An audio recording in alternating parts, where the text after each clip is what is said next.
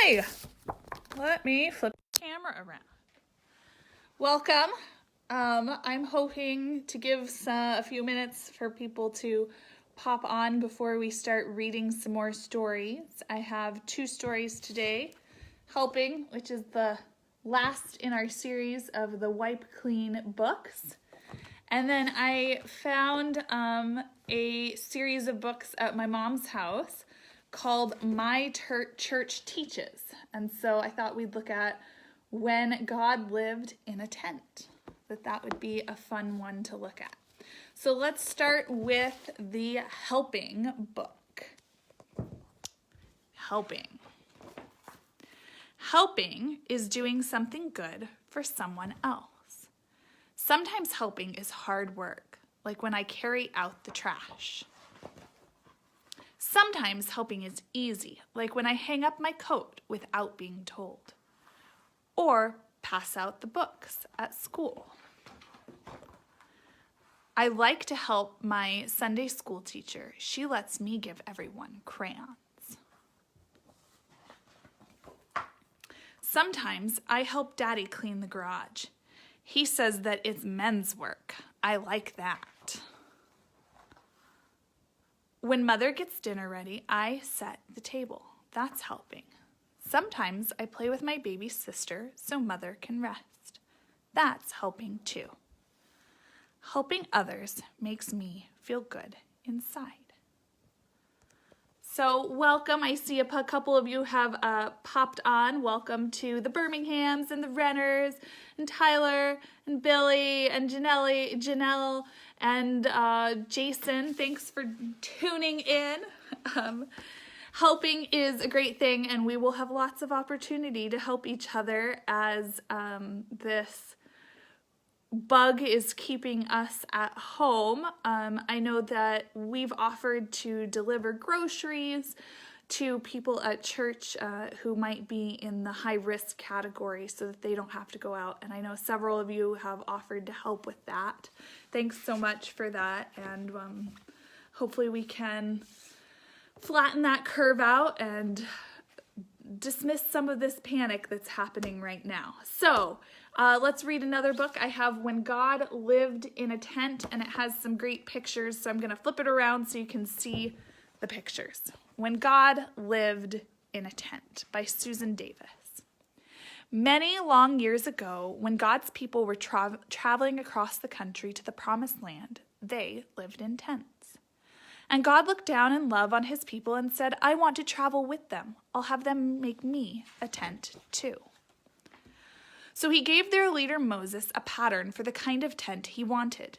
God's people brought gold and silver and brass to cover the walls and make the furniture. They brought more than enough. It was to be the most beautiful tent in the whole world. Red sheepskins formed the outer covering with goat hair curtains underneath.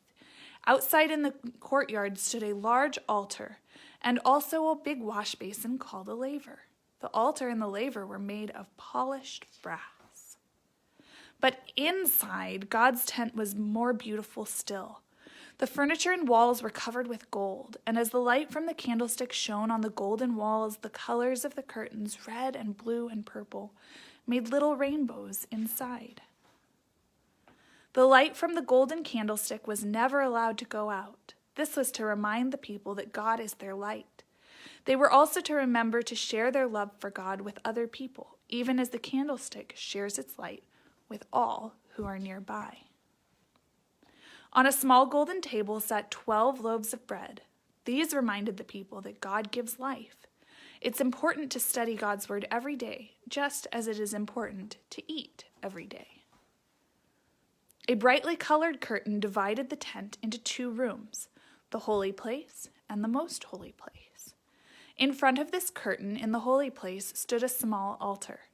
Smoke went up from the incense on the altar. Its sweetness filled the air in and around the tent. When the people smelled this incense perfume, they were reminded that to God, prayers going up from his people are sweet and beautiful, as nice as perfume. But the most special thing in the tent rested behind the beautiful curtain, in the most holy place. It was the Ark of God, a gold chest with 2 gold angels on top. The 2 angels faced each other and touched the tip of their wings together.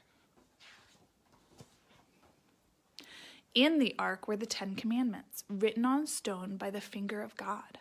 On top, between the gold angels, rested a bright light. It was the glory light of God's presence. Every day the people brought their sin offerings to God, for God had said, "Sin brings death. When you do wrong, you must bring me a lamb for an offering. You must kill the lamb.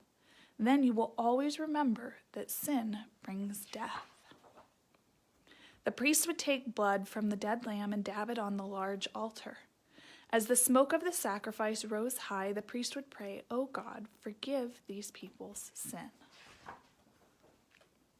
As the weeks passed and the blood of many lambs, the sins of many people rested upon the altar needed to be cleaned.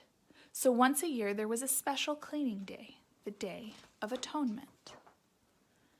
The people cleaned their tents and their clothes, the priest cleaned the altar, and God cleaned the people and the altar from all sin.